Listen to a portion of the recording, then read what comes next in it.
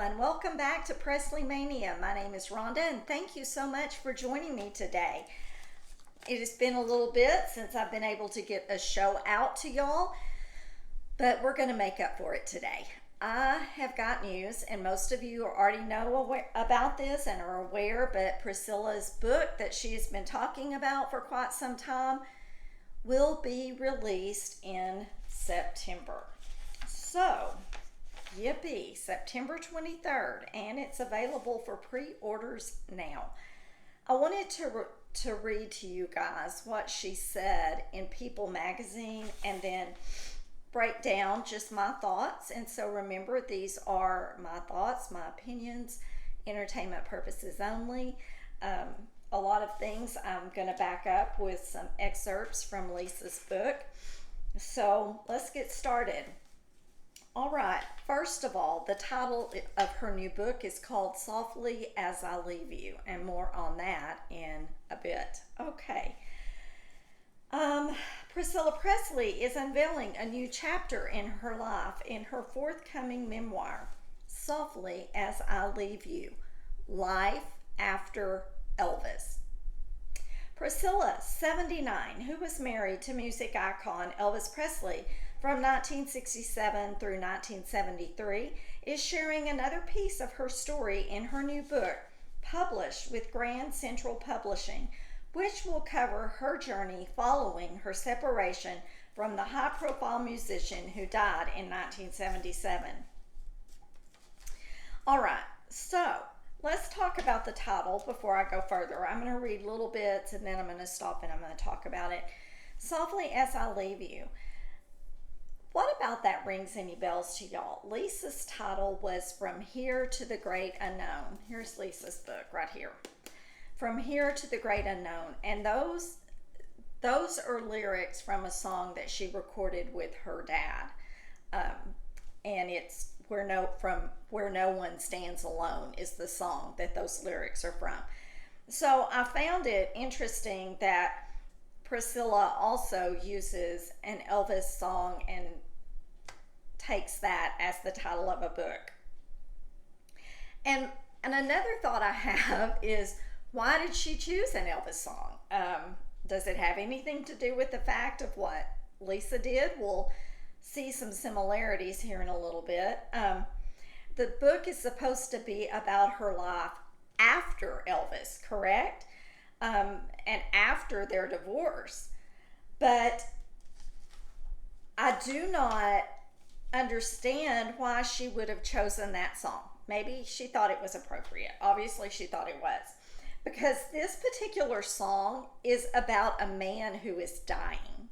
And he wants to slip away into eternity while his wife is laying there sleeping. Many of you have heard Elvis talk about this before he started singing the song, and she's sleeping there beside him and he can feel himself start to slip away. And he said that he did not want her to see him go. He would rather her wake up and find that he had already left, because he couldn't bear the tears that he would see her cry. It would break his heart. He didn't want to hurt her. So I find that interesting that she chose that title as well. And the book cover is, okay, ignore this picture, but the book cover is a picture of her when she opened Graceland, and it looks like she's walking away from it, with Graceland in the background. I mean, that was way after the divorce and after Elvis left. So anyway, I just find that the song title doesn't have anything to do with their life. I don't think that she particularly left softly. Maybe it's a play on words because she's soft-spoken or something. I don't know. Just considering the context of the song, I don't find it appropriate. But of course, I wouldn't probably, no matter what she named it. Let's go on and read some more. The new memoir, which is co written by Mary Jane Ross, is centered on the deeply personal story of what she lost and what she found as she discovered who she was apart from her first love. This included a touching and tender dynamic with her ex following their divorce, according to a synopsis. Okay, well, my personal opinion on that just makes me want to get sick and gag, honestly. She always tends to paint herself as she and Elvis were so, so close. And if you look into the life and you really examine what all happened between them, I think that was all done for Lisa's benefit. I don't know that, in my personal opinion, I believe she and Elvis were as close as they pretended to be. I mean, I think it was for Lisa. And maybe I'm wrong. Maybe I am, but I don't believe it. I don't see it. Okay. Goes on to say that the book covers 8 decades of my life, Priscilla said in a statement shared exclusively with People. Writing it has been a learning experience on many levels. I have reflected deeply both on myself and on those I love. I have always loved and admired Elvis, but the more than 4 decades of living without him have taught me how rare and extraordinary he was as a human being. Okay, that in itself is a statement that I could just pull apart. First of all, you're reflecting deeply on yourself and those you love. You're just now doing that at 79. And I get writing a book. I'm sure if you're writing an autobiography about yourself, or that you do reflect on things. But this is her second one, okay? And writing it after Lisa's book is another thing that really gets to me. It's almost like she wants to have the final word on everything. It's like, let's wait and see what was in Lisa's book, then I can have mine come out and I can counterattack anything that she said that isn't flattering to me. Okay? And we all know Lisa's book was not flattering. Also, it took her 40 years, 40, count them, 10, 20, 30, 40 years to realize what an extraordinary human being Elvis was, living without him for 40 years. Most people who just met him, out in front of wherever he was, and had just had an opportunity to meet him and talk to him, realized in 2 minutes how extraordinary he was. There are people who never met him and realized how incredible he was. His generosity, his love for mankind, everything about him was special. Not only his God-given talents, not only how he was as a human being, there was nothing about him that wasn't. And it took 40 years. I'm sorry, I find that comical and laughable. And then she goes on to say, the book will also discuss how she reinvented herself after his death as a single mother raising their, and this is in quotes, talented and often headstrong daughter, Lisa Marie Presley. And then again, as the mother of Navarone Garcia, whom she welcomed with music producer Marco Garibaldi in 1987. Okay. Oh my gosh. Her headstrong daughter. Okay, can you not think of another way to describe Lisa? She may have been, and she was, headstrong, but she had to be. What was it she said in her book? First of all, that she the only person that she truly felt loved by her father, right? That she would do anything just to make him happy. It's going to be interesting to me to see what this book has to say. How much of it is still talking about Elvis and Lisa, if it goes into Lisa's marriage to Michael Jackson, because this is opinion according to Rhonda. This book, if it wants to mention Lisa and talk about a little bit of their relationship, or hers and Navarone's, or hers and Marco and all the many people that she had in her life, okay, that's fine. But this is life after Elvis. And yes, Lisa was a part of that. But there are some things in Lisa's life that I feel like should be left as what was in her book. It was her story to tell, not her mother's story to tell. Maybe if she does talk about the Michael Jackson thing, it will be with how it affected her. I don't know. But I wanted to say, let's see, there was a comment I wanted to make about where she says that, I think it's the next paragraph, and I'll get to this little excerpt in Lisa's book. She said, during her 10 years with Elvis, it became painfully apparent that she had no idea who she was outside Elvis's world. A synopsis for the book read. The only way to find herself was to leave that world and seek a new life of her own, because leaving was the only way to survive for herself, and get this, she says, and for her daughter. Has she been going to too many Comic-Cons or something? Does she think that's hilarious? Because what is she inferring here in that statement? The only way to survive for herself and for her daughter? Lisa and Elvis's relationship was tight. Lisa felt loved by her father. Let's talk about what Priscilla did after Elvis passed, when Lisa needed her the most. Okay, this is from Lisa's book, and it talks about, it says that my mom stayed in Memphis until everything was finalized, and in October my dad was moved from Forest Hill Cemetery to the backyard of Graceland next to his mother.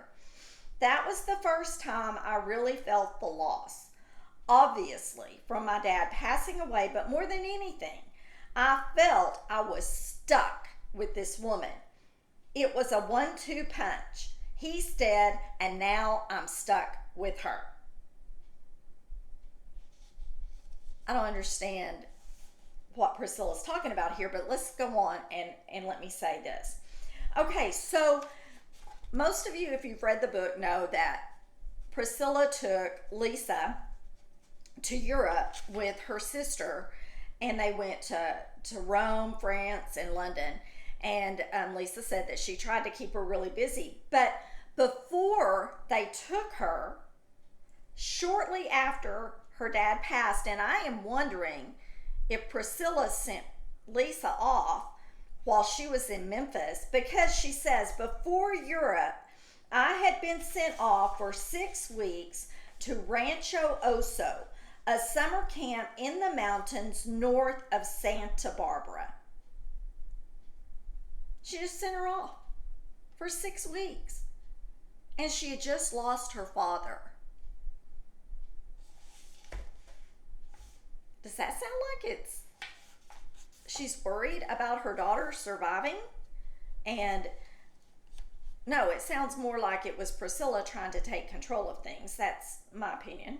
Okay. Aside from her role as a mother, okay, the memoir will also explore how she gradually found her footing As a designer, legislative advocate, and actress, known for her roles in Dallas and the Naked Gun movies, her role as a businesswoman helping to bolster the success of Elvis's home Graceland, along with the development of Elvis Presley Enterprises, will also be highlighted. Okay, so she's going to talk about how she saved Graceland for Lisa. But the story won't just cover the positive moments, but also delve into the darker parts of the past few decades of her life, including the unexpected, shattering loss of 3 immediate family members and how she dealt with that pain. She shares her journey with a quiet dignity that will comfort and reassure anyone who has suffered and survived seemingly unbearable loss, the synopsis read. A passionate, compassionate, and inspiring story of finding your place in the world.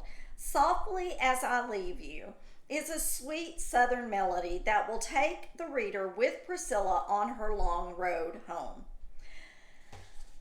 I want to get sick. I'm sorry. First of all, the woman is not southern. She was born in New York. She got out of Memphis as quick as she could. She preferred California. Elvis would go back to Memphis. She would stay in California as much as she possibly could. She didn't want any part of Memphis, but yet she paints herself as a Southern belle and some kind of, deep roots to Memphis. And no, I'm sorry. I am not buying that. The elegant Southern evenings that she used to do at Graceland, I find nothing farther from the truth, in all seriousness.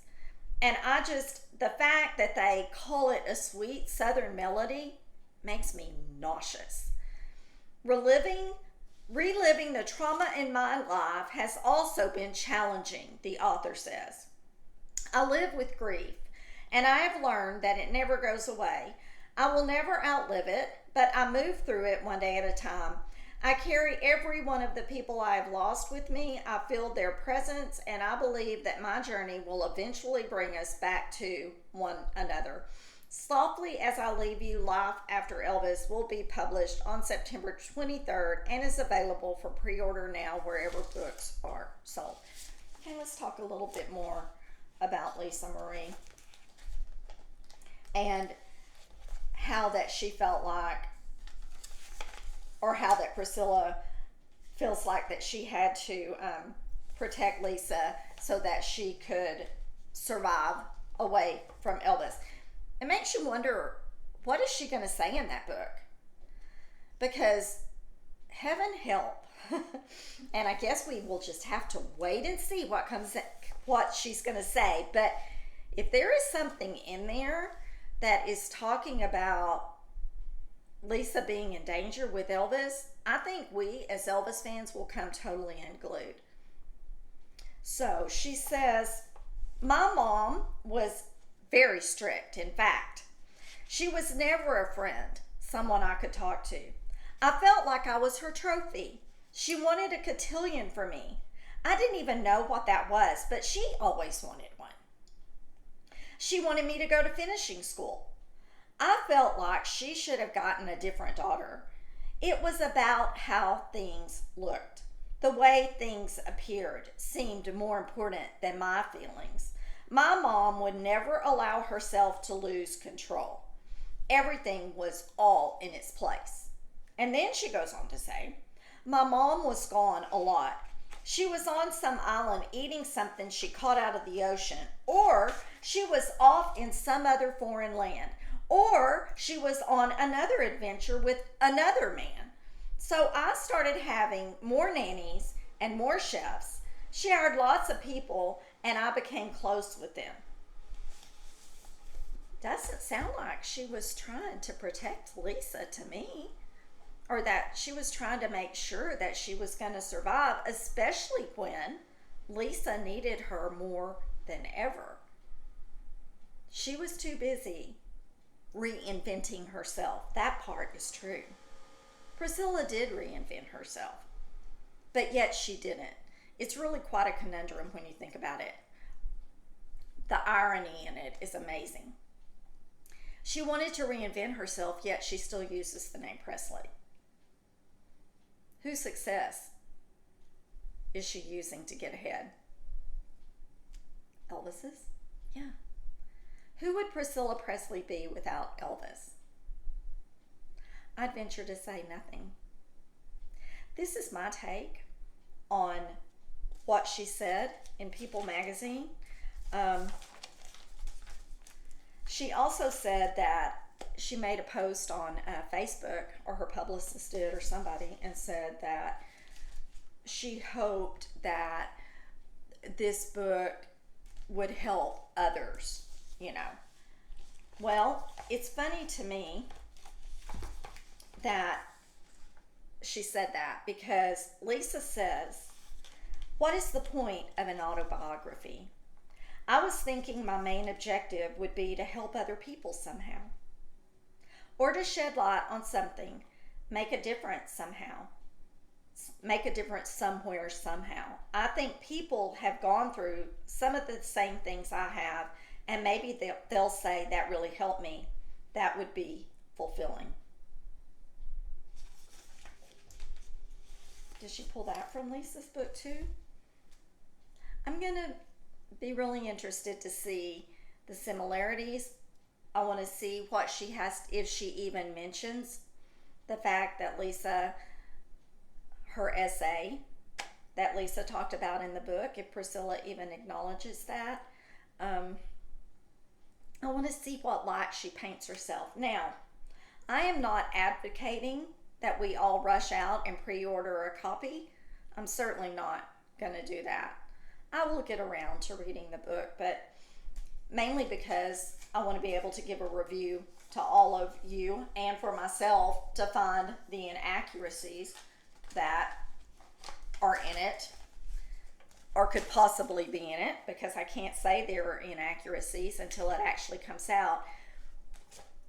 But just based off what was said in the People article, I am not enthused about it. I never have been to begin with, because I feel like I said earlier, that this is all kind of a way of getting the last word in, being able to, protect herself from the things that Lisa said. And I find it odd too, y'all, that the book is being published in England. Okay. And England edited out the essay in the book, in Lisa's book, From Here to the Great Unknown. It edited things, so it's not in there.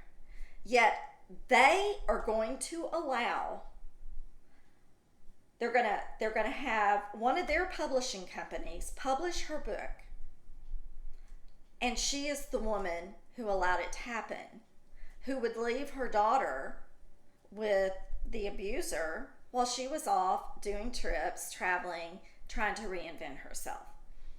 I would suggest that everyone write Hatchet books, and I have an address for that, and I will put it in the links below so you guys can have it, and send them an email, send them a letter, think about it, call it to their attention that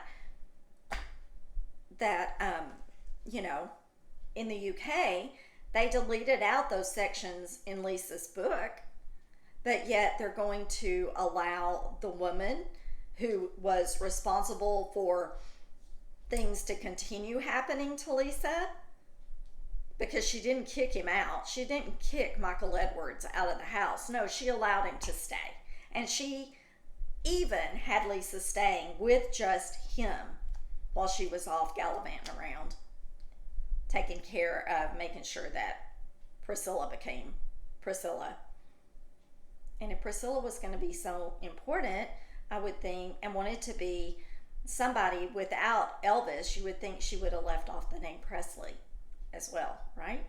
It just seems logical to me. If you want to stand on your own, why use his name? It's because without Elvis, she wasn't relevant. It just wasn't. And now, because of Elvis, she will always go down in history as being the only woman he ever married and the woman who had his child. It's maddening, you know. There is always something going on in the office world, right? Right. Thank you all for joining me. I will try to get back with y'all again next week. I can't make any promises because life is crazy for me, but I am trying to get as many videos out as I can. So until next time, remember, you only get one shot at this life, so live each day to the fullest because you never know what tomorrow's going to bring. See you all next time. Bye, everyone. Have a great day. Thank you.